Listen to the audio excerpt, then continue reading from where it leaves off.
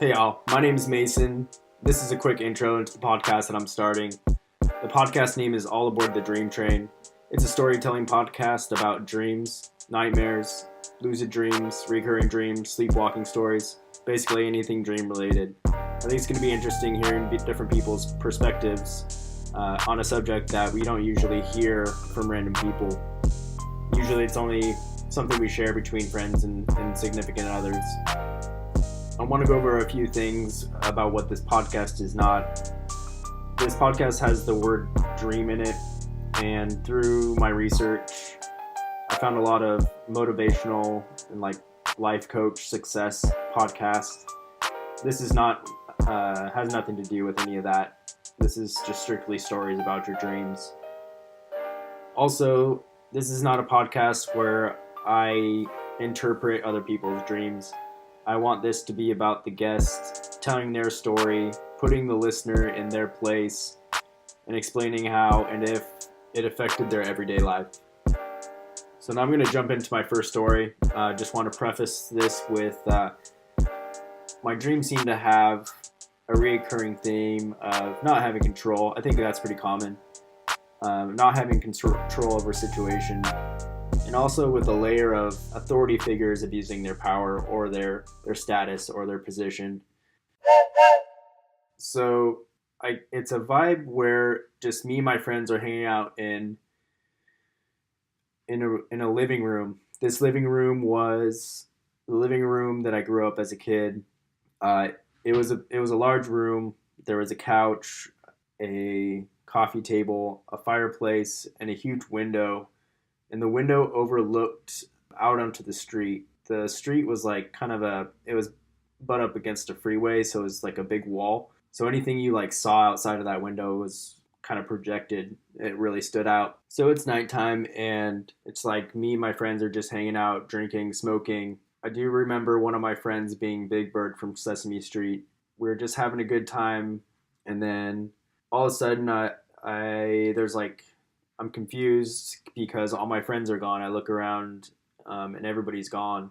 I look into the next room, and in this next room, there is one of those fold out attic ladders that makes a creepy spring / wood sound as it's unfolding. And anyways, that's unfolded down, and I look up, and all my friends are up in this attic. They're kind of waving me to get up there in a hurry, quickly get up here. So I go to run, get there, not knowing what's going on, and my legs collapse. And it's that heavy can't move feeling in a dream where you're just helpless. There's no possible way you're gonna be moving at all. And so yeah, I'm still confused.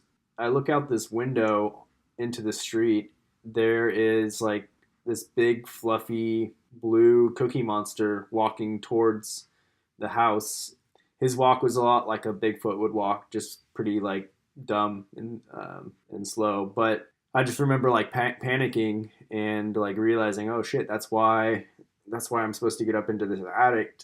So from the street, I knew I had about 15-20 seconds before he reached the front door, because there was a set of stairs that kind of zigzagged up to the door.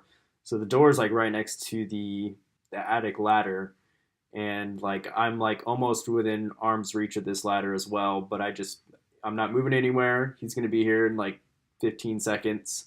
Yeah, it was just a really panicky moment, but I also kind of accepted what was coming. I was pretty much the cookie, and I was done for. So the time passes, and he reaches the door, and I just wake up. That was definitely one of those dreams where you just wake up in a panic, and you're your heart's beating pretty fast. I don't remember sweating or too much detail, but it freaked me the fuck out. I've watched a lot of Sesame Street my day, and I was never afraid of Cookie Monster or any of the characters for that matter. And a few that I don't have a ton of detail behind, but that definitely stick out. My teeth. I have a thing with my teeth in my dreams, and then it's reoccurring where I'll be talking, and I think it's pretty common, but I'll be talking, and my teeth are just crumbling out of my mouth, out of my face. And I have two bridges for my two front teeth. I just had bad genes, so the baby teeth fell out and the adult teeth weren't there. So I have two bridges. So I'm not sure if that's a part of why I have that dream or not. I also another one where there's a guy about to jump off the top of a building. It's actually a pyramid, and there's a group of people on the ground looking up at him, and we're all just kind of watching him.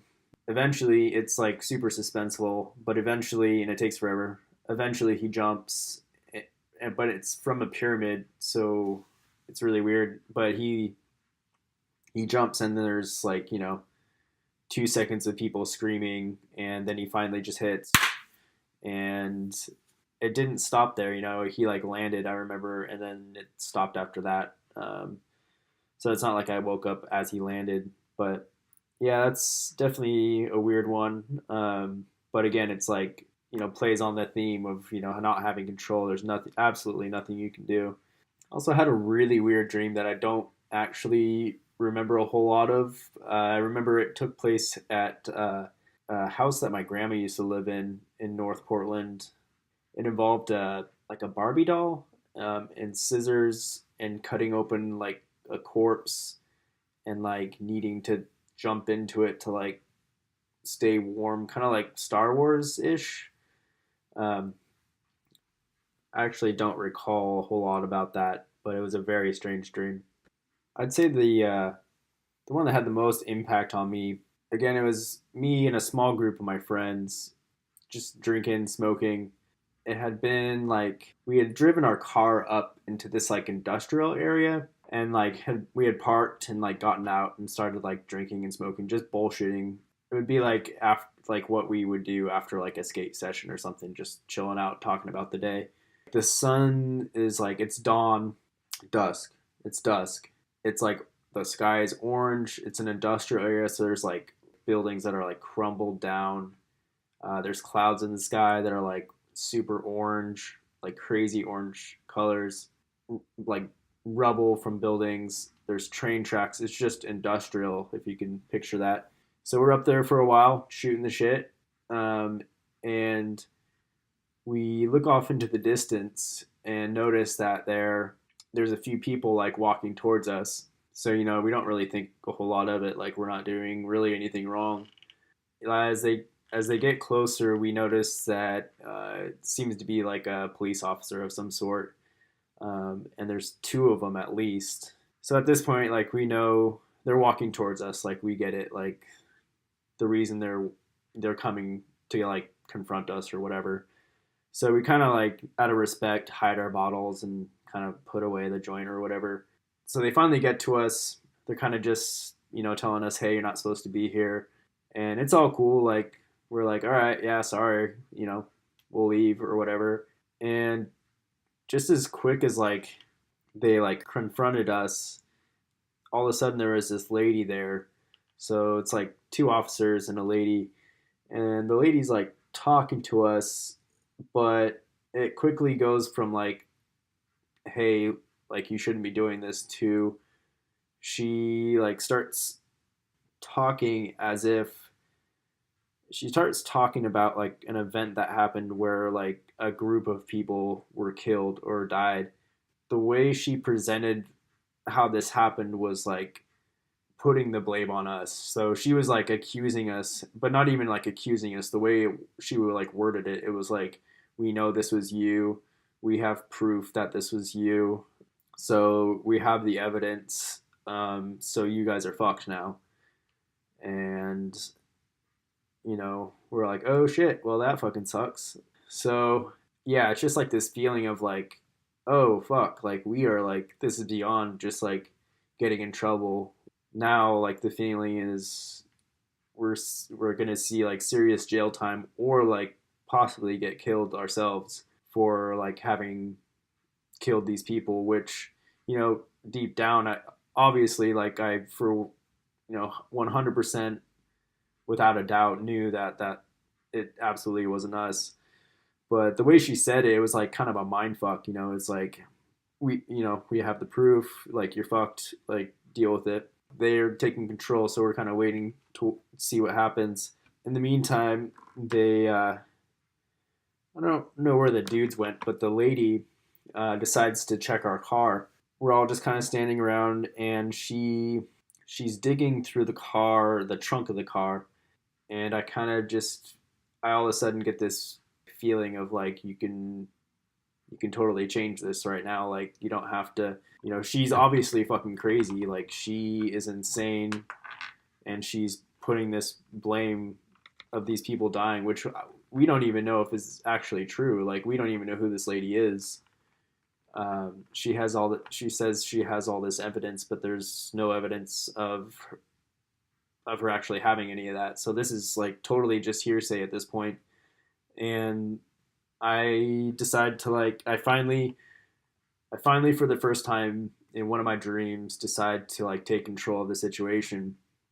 And as she's digging around in the back of the trunk, like searching, and I grab a tire iron and I just start swinging it as hard as I can. I could like feel the muscles in my arm, like just flexing as hard as I could and like just bashing down. I didn't stop. Like I just kept on bashing. Like I remember hearing the thuds of the bashing, and it wasn't like gory or anything. It was just like there was like emphasis on like how fucking hard I was like swinging this tire iron.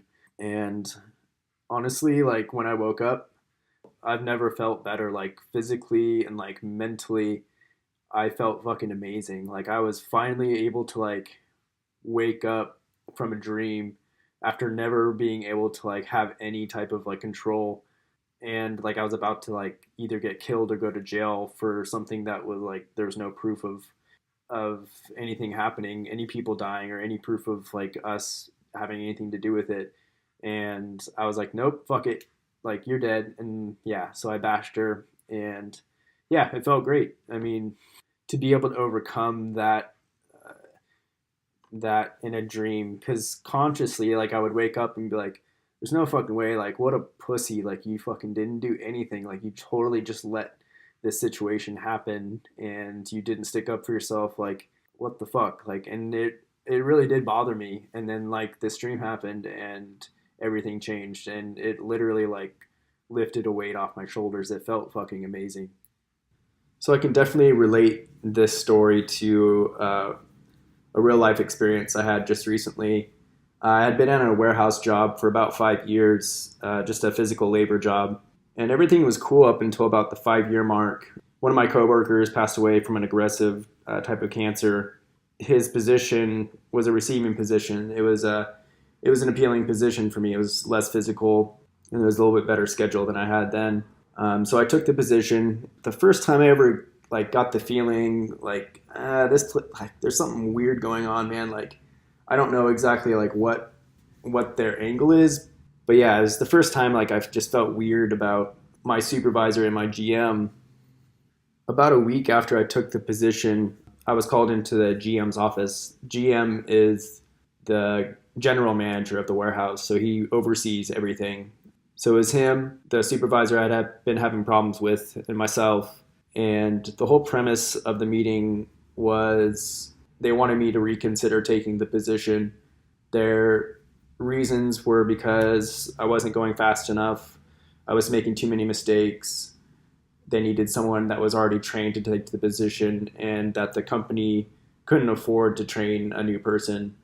They were basically just throwing any excuse out that they could. But yeah, this is the first time I like really thought about what they were saying, and I was shocked, that they were saying it, because none of it was true. There was a second meeting and then a third meeting, and by that point they still didn't have any. There was no factual data. There was no numbers showing that I was going too slow. There was no mistakes.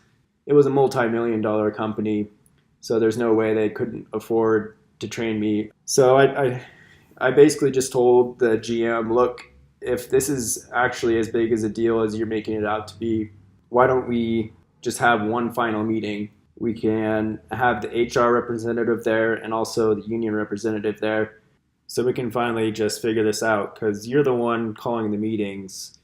you're also the one that has no evidence of any of this being true. And I could tell he didn't like that. He just basically ended up saying, okay, well, we'll talk about it soon. But I never heard from him about that again. So I do that job for about a year and a half until I decide that I want to become a driver. I tell the GM, look, I'm going to take some time off, get my license. When I do get it, I'll let you know, and we can kind of just go from there. And at this point, he seems like on board. I get my license.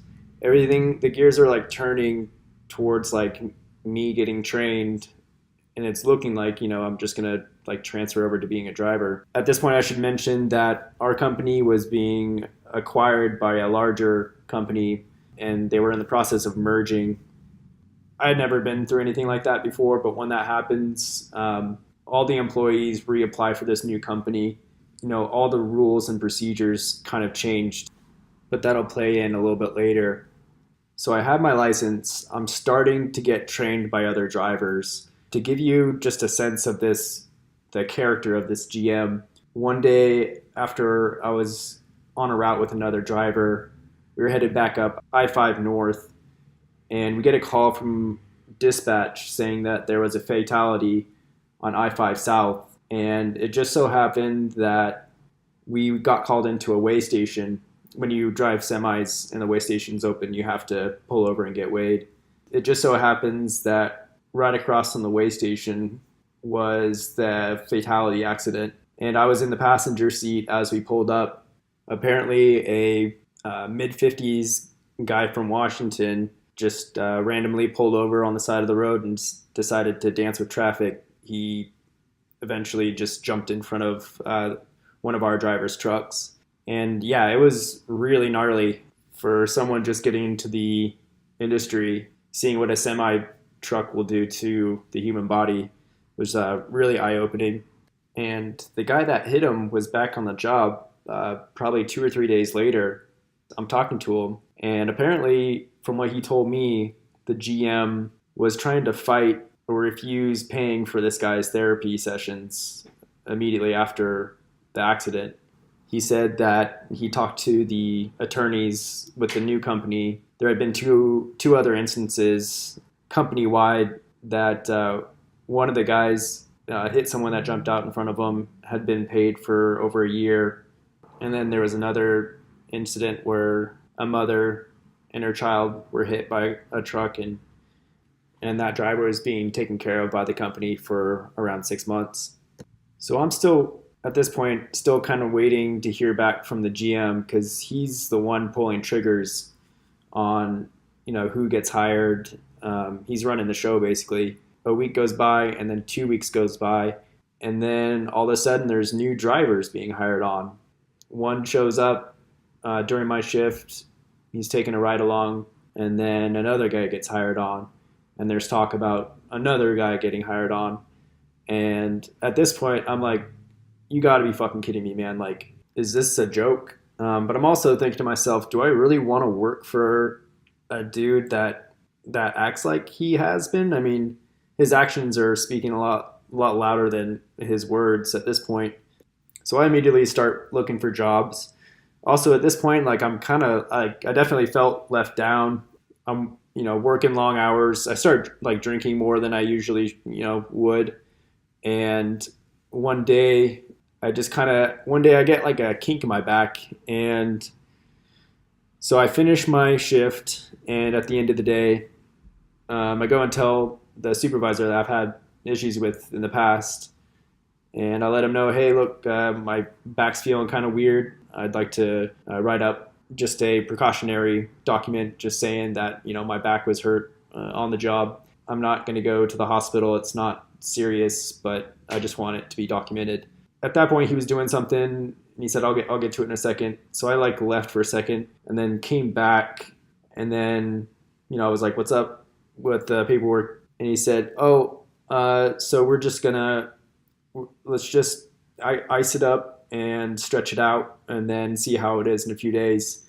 I was like, are you sure, dude? Because I'm pretty sure that you're supposed to write it up. And I knew absolutely that you're supposed to write it up. I mean, most companies, if you get a paper cut, they want you to reported immediately. And yeah, he like continued, was like, no, yeah, we're just, we'll keep an eye on it, just ice it up and stretch it out. And I was like, all right, man, like that's on you at this point. Like I tried to do my job. So if that's your answer, then okay. So immediately I went and talked to the HR lady. I tell her what happened. She's like on top of her game. She writes it down and the next day lets me know that it was put into the system and documented. So taking a step back, regarding the new company and the new policies, there was now an ethics hotline that you could call and report any suspicious or unethical behavior in the workplace, and it was completely anonymous. And that wasn't something that we ever had before at our previous company. So that was a new resource that people had available to them. So a few days following, after I talked to the HR lady about the supervisor not writing up my injury, I get called into the GM's office. And this time I have a pretty good idea what it's about. It's me, it's the GM, the supervisor I've had problems with, the HR lady. I brought in a coworker of mine just as a witness, and myself. The meeting starts out. The GM talks about some pay issue that really I didn't even really care about, but he started off with that. He kind of pussyfoots around with that, and then finally he gets to what I suspected he was going to get to, and he starts off with, so there was a call into the ethics hotline just recently, and regarding the supervisor and yourself, and what's the deal between you two? And just stopped him real quick and said, well, hold on. I don't really have any issues with the supervisor. I think it might be the other way around. And secondly, that hotline is for anonymous calls. So for you to even be bringing up this issue and me into this room kind of defeats the purpose of it being an anonymous call. And he got bright red. He slammed his fist on the table and he said, it was me.